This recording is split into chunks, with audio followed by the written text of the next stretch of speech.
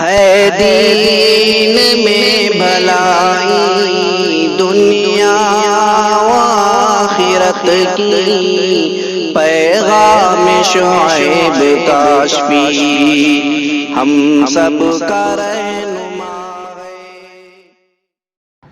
پڑھنے والے ختم ہوتے جا رہے ہیں، خاص طور سے اس علاقے میں، جنوب کے علاقے میں یہ بہت بڑی مصیبت اور وبا ہے۔ پڑھنے والے خال لوگ ہیں کہ براہ راست قرآن و حدیث سمجھ سکتے ہیں، اور جو لوگ پڑھنے والے ہیں ان کی حوصلہ افزائی کے بجائے حوصلہ شکنی کی جاتی ہے، ان کی ہمتوں کو توڑا جاتا ہے، ان کی ہمتوں کو پست کیا جاتا ہے۔ اس کی وجہ سے جہالت کا دورہ ہے، باطل کی یلغار ہے، ہر محاذ پر کام کرنے کی ضرورت ہے، اور ہمارے نوجوانوں کو قرآن و حدیث کا کچھ علم نہیں ہے۔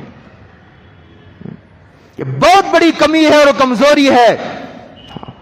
باطل پوری قوت کے ساتھ اور ہتھیاروں سے لیس ہو کر کے قرآن و حدیث کے دلائل لے کر میدان میں کود پڑا ہے، اور یہ ہمارا مسلمان ہے، اور یہ ہمارے اہل حق کے نوجوان ہیں جن کو کچھ نہیں معلوم ہے۔ میری اس بات کو اگر دور اندازی سے اگر آپ نے نہیں لی، اگر آپ نے آج عشاء سے پہلے اس کا فیصلہ نہیں لیا، تو یاد رکھو 10 سال کے بعد باطل پوری قوت سے دندناتا پھرے گا، اور تمہارے پاس اس کا کوئی توڑ نہیں ہوگا۔ زہر فضا میں گھول دیا گیا ہے، اور اس کا تریاق قرآن و حدیث کا علم ہے، اور قرآن و حدیث کے علم سے یہ اس امت مسلمہ کا نوجوان کوسوں دور ہے۔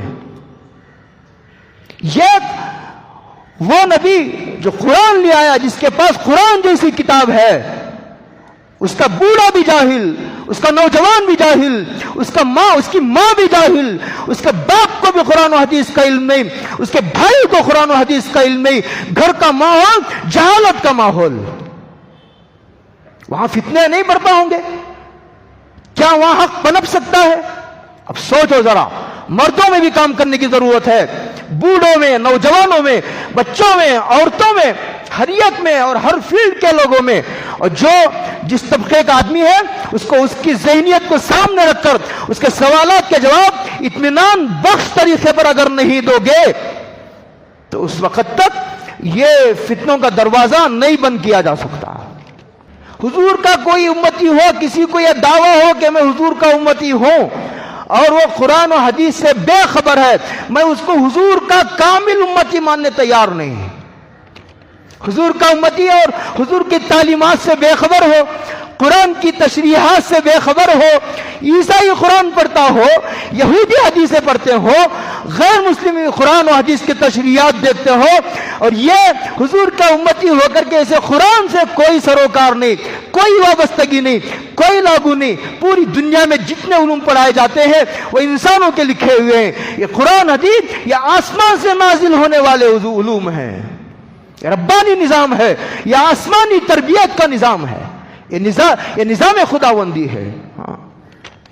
اس لیے دیکھو، جس فرقے میں علم کی اہمیت نہ ہو، سمجھو کہ وہ گمراہی کے راستے پر جا رہا ہے۔ آج نہیں تو کل نہیں تو 50 سال کے بعد، 50 سال نہیں تو 100 سال کے بعد وہ فرقہ گمراہی کے راستے پر پڑھ کر دم لے گا۔ گمراہی کے راستے پر قدم رکھ چکا ہے۔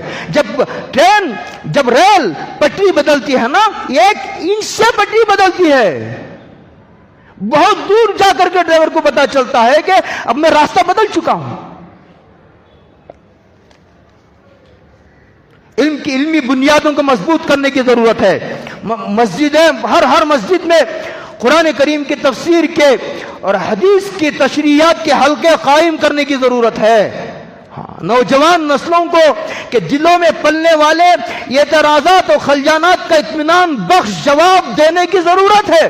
اس کے لیے ہزاروں لاکھوں صفحات کے مطالعے کی ضرورت ہے، اس لیے کہ اب کسی کے دل پر وحی نہیں آتی، جو وحی آ چکی حضور کے دل پر اسی وحی کو پڑھنا ہوگا، جو اب تک لکھا ہے بڑوں نے اسے پڑھنا ہوگا اطمینان سے۔ اسے پڑھنے کے لیے دنیا سے اپنے دل کو کاٹنا پڑے گا، دنیا سے بے نیاز ہونا پڑے گا۔ جب تک آدمی پڑھ نہیں سکتا اور جب تک پڑھے گا نہیں، باطل کی آنکھوں میں آنکھیں ڈال کر کے اس کا جواب نہیں دے سکے گا۔ جنگ اپنے جاہل مریدوں کو مطمئن کر سکتا ہے، لیکن جن کی علمی بنیادیں مضبوط ہیں، ایسے باطل کی آنکھوں میں آنکھیں ڈال کر کے بات کرنے کے لیے کروڑوں صفحات کے مطالعے کی ضرورت ہے، کروڑوں صفحات کے عربی، اردو، فارسی، انگریزی کے کروڑوں صفحات کے مطالعے کی ضرورت ہے۔ میری دور اندیشی کی گفتگو کو بہت سنجیدہ لے کر کے فیصلہ کرنے کی ضرورت ہے۔ اسے پورے گمراہ فرقوں نے اپنے خیمے گاڑ دیے ہیں، مردوں میں بھی کام شروع ہو چکا ہے، مستورات میں کام شروع ہو چکا ہے، سب کا برین واش کیا جا رہا ہے، ذہن کے رخ کو بدلایا جا رہا ہے، بلکہ بدل دیا جا چکا ہے، بہت دیر ہو گئی اب۔